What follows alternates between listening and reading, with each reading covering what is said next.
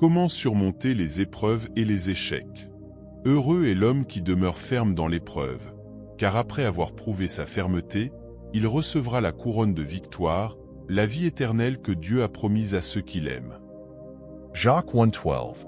Dieu nous destine à avoir du succès dans nos entreprises, à réussir dans ce que nous entreprenons. Il est sain de vouloir réussir. Celui qui aspire à échouer a un sérieux problème.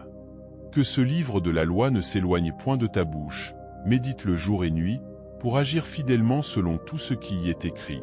Car c'est alors que tu auras du succès dans tes entreprises, c'est alors que tu réussiras. Josué 1:8.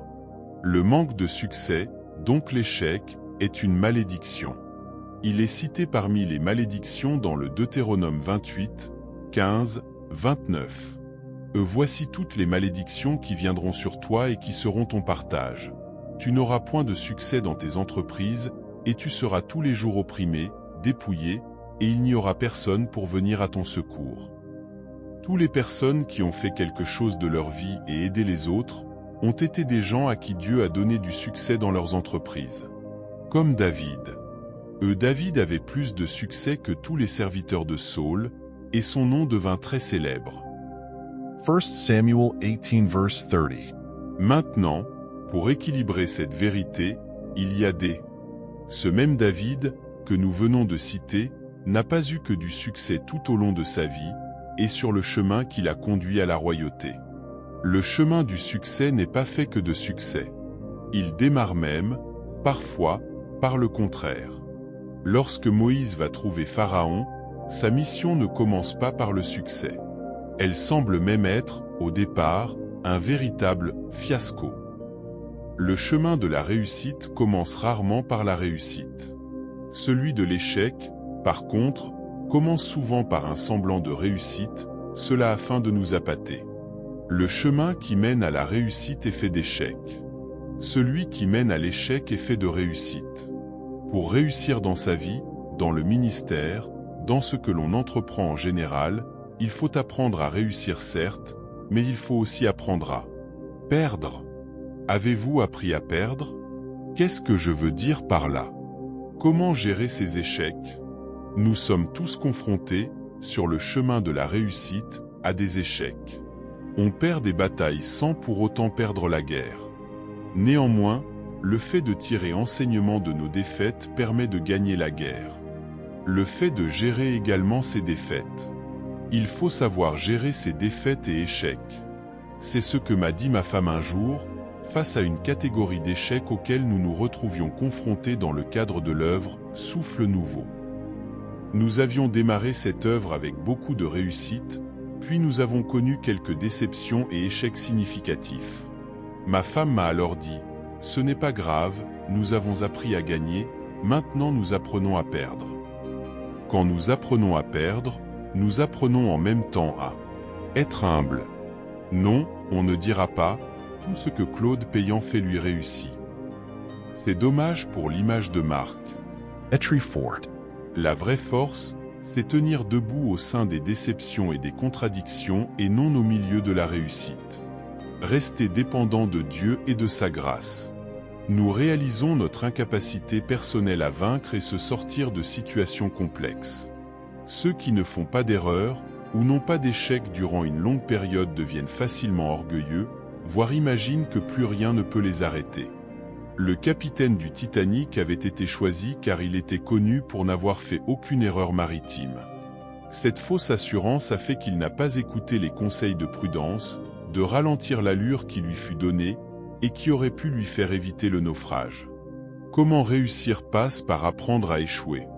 Lorsqu'un enfant ne supporte pas de perdre, il s'énerve, boude, s'en rend malade.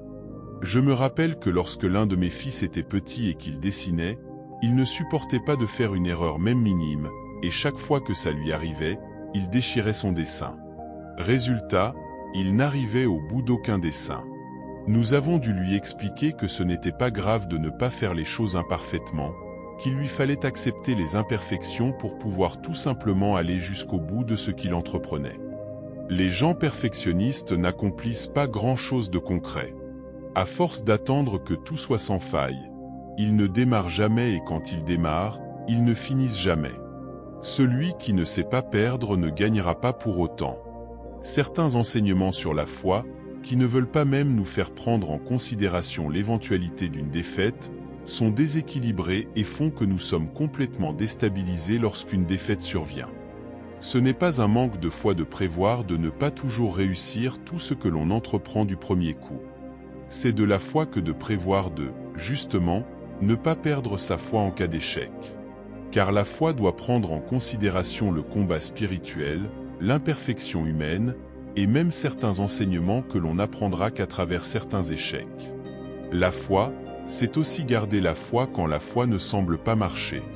Celui qui sait perdre se relancera dans la bataille, ou dans une autre bataille, et gagnera. Ce n'est pas tomber qui est grave, c'est de ne pas se relever. Car cette fois le juste tombe, et il se relève, mais les méchants sont précipités dans le malheur. Proverbs 24, 16. Le chemin de la réussite passe donc par apprendre à perdre. Je ne dis pas qu'il faut vouloir ou rechercher perdre. On dit dans le monde qu'il faut être un bon perdant. C'est juste. Le chrétien, plus que quiconque, doit être un bon gagnant mais aussi un bon perdant. Il gère ses échecs et ne les laisse pas l'aigrir, le déstabiliser, l'abattre. Parfois on ne sait pas s'arrêter par refus absolu de perdre. Bien des gens se jettent alors dans des dettes, des actes de foi qui n'en sont pas, une situation d'où il sera plus difficile de revenir. Et l'échec n'en est que plus cuisant. Exemple biblique. Job est passé d'une position où tout lui réussissait à une position où tout allait mal. Une fois qu'il a géré ce qui semblait humainement catastrophique, il s'est retrouvé avec plus que ce qu'il avait avant. Élie, après avoir vaincu les prophètes de Baal, tomba dans la dépression en fuyant devant Jézabel. Après cela, il fut enlevé dans un char de feu. David, après avoir vu les portes s'ouvrir pour lui dans la maison de Saül, et s'être retrouvé à conduire l'armée d'Israël, a connu la fuite devant Saül, il a dû errer et se cacher. Après avoir surmonté ces épreuves, il est devenu roi de Juda puis d'Israël. Une fois roi, il a chuté très bas. Une fois sa repentance intervenue, il est devenu le père de Salomon et celui de la lignée de qui le Messie est sorti. Quel honneur pour quelqu'un qui a chuté si fort. Pierre, lorsqu'il a renié Jésus, a semblé perdre en quelques heures ce qu'il avait mis 3 ans environ à acquérir. N'avez-vous jamais eu le sentiment que telle maladresse, colère, vous faisait perdre en un instant le bénéfice de semaines d'efforts? Tout ce que vous avez d'être et de faire depuis des jours semble s'envoler en fumée? Ces sentiments sont trompeurs car la grâce de Dieu nous demeure acquise. Pierre ne devint-il pas, néanmoins, un des principaux disciples qui chamboulèrent le monde? Pour tous ces personnages, l'épreuve, l'échec, la souffrance ont été des facteurs de leur promotion qui a fini par quand même par arriver. Tout a-t-il marché parfaitement pour Christ? Jésus a connu les obstacles et même des situations où les choses ne semblaient pas humainement marcher. Il n'y avait pas de place pour lui à l'hôtellerie lorsqu'il naquit. N'avez-vous jamais eu le sentiment que parce que les choses ne s'étaient pas mises en place comme vous l'imaginiez, Dieu vous avait abandonné? Cet exemple nous montre que l'on est obligé de penser ainsi. Il prêche, pour la première fois qu'il est le Messie, dans une synagogue et on veut le précipiter du haut d'une falaise. Si bien qu'il doit s'enfuir en passant au milieu de la foule. Quand il pense avoir un bon groupe de prière, tous le laissent sauf les 12. Sa première église-maison explose. Ce n'est pas l'idée que l'on se fait d'un ministère qui commence dans le succès. Il y a des moments où l'on doit fuir provisoirement pour vaincre plus tard. Où vous perdez provisoirement pour mieux gagner ensuite. Les fois où, combien de mauvais souvenirs de nos échecs, maladresses, chutes avons-nous chacun? Souvenirs qui voudraient nous freiner, nous empêcher de croire en nous-mêmes, ou du moins en ce que Dieu peut accomplir à travers nous.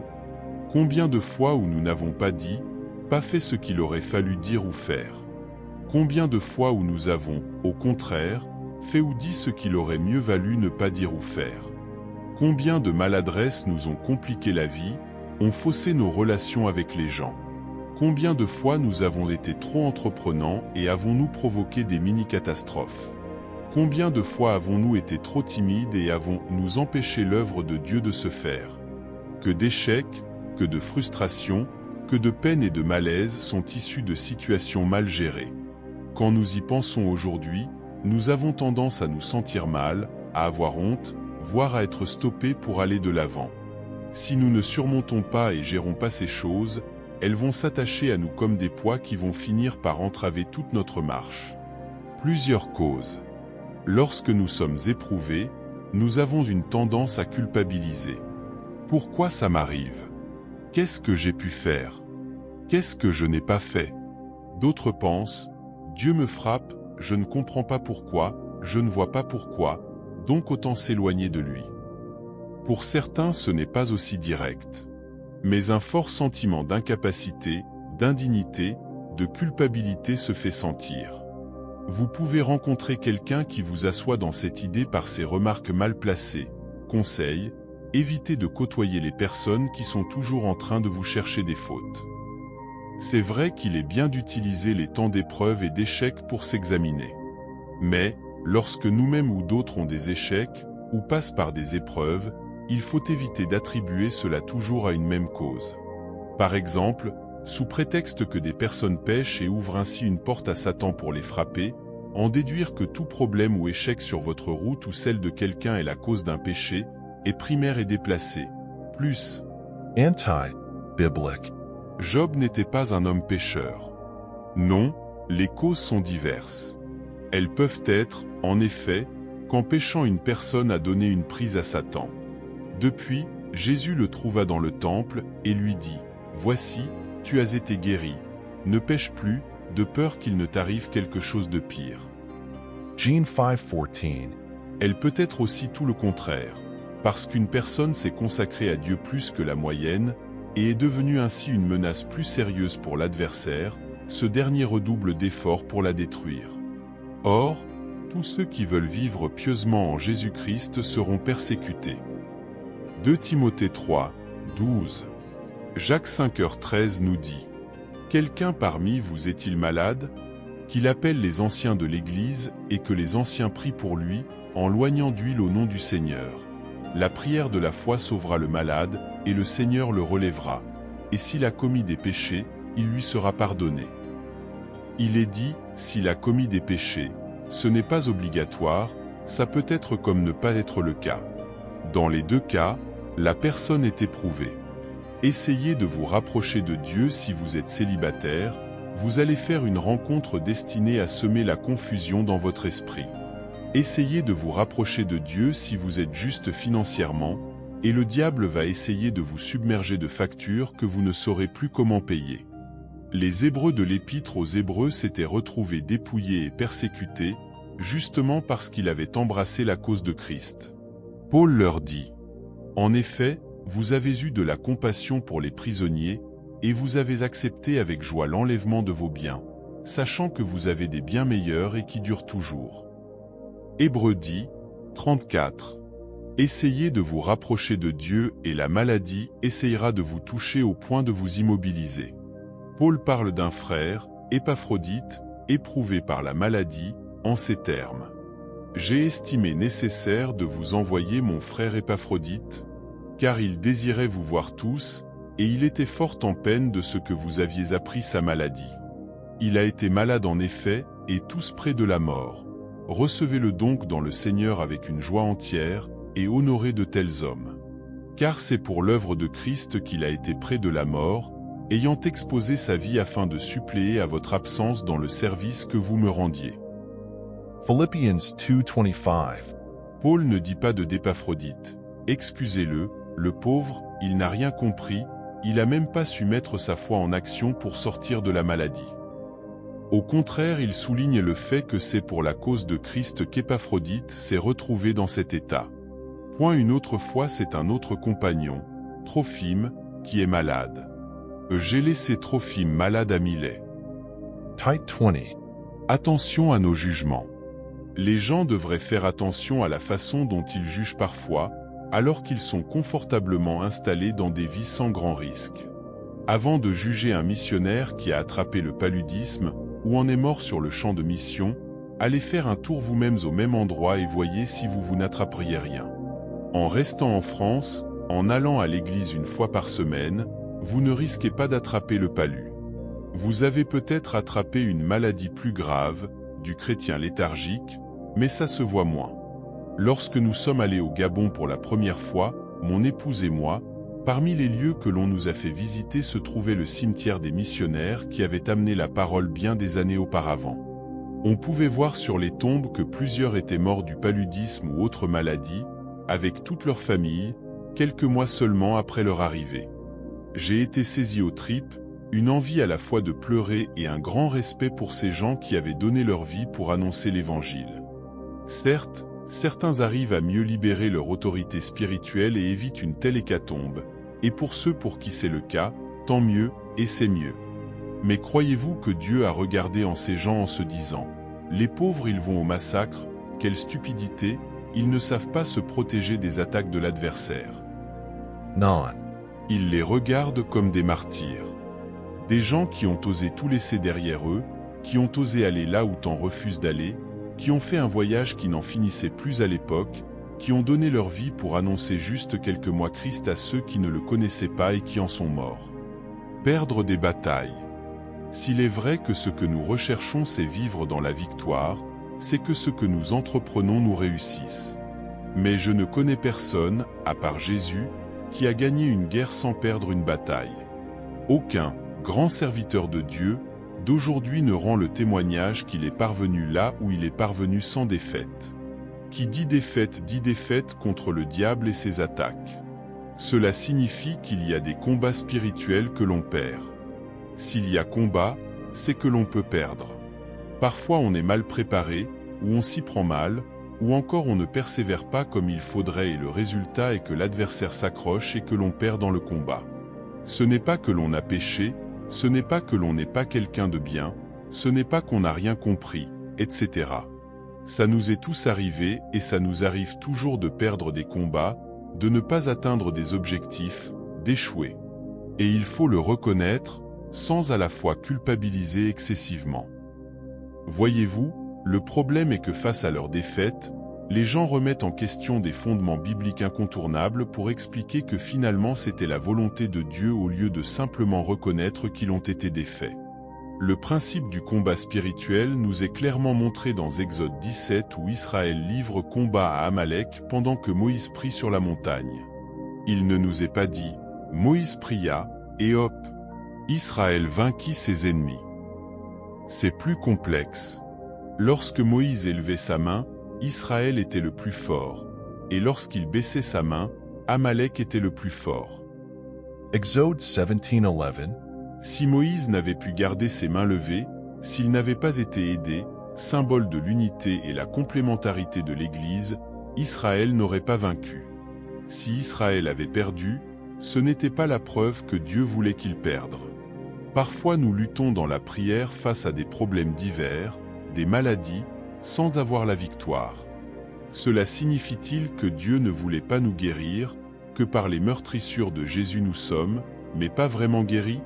Le fait que nous soyons nous-mêmes confrontés à l'échec doit-il nous faire renier les fondements bibliques sur lesquels notre vie est bâtie?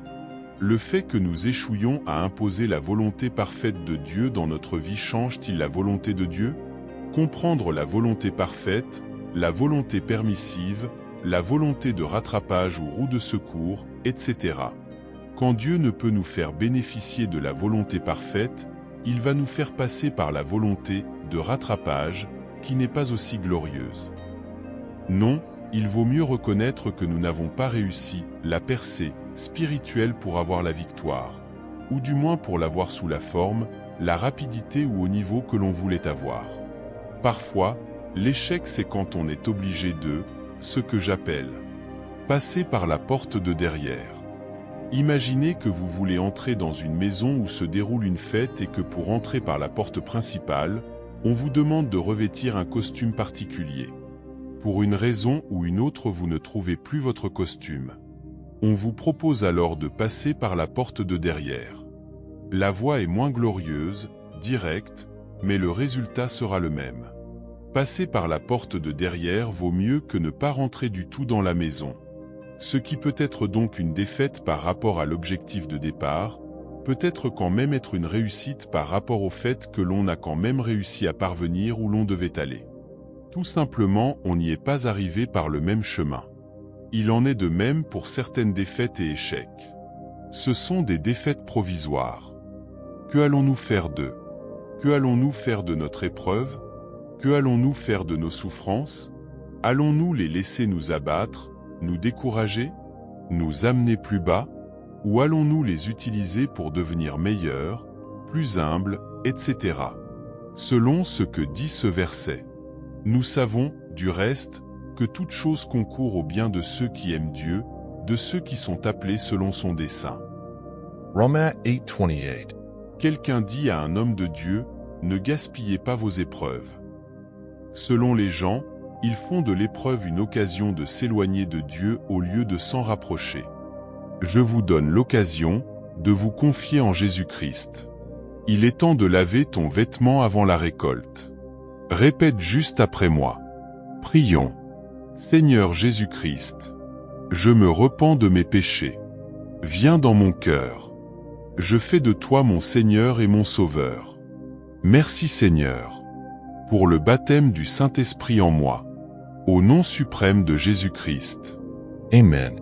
Abonnez-vous pour ne pas rater nos futures vidéos. Veuillez partager la vidéo à vos proches, fortifions le corps du Christ ensemble. Soyez bénis dans le nom de Jésus-Christ.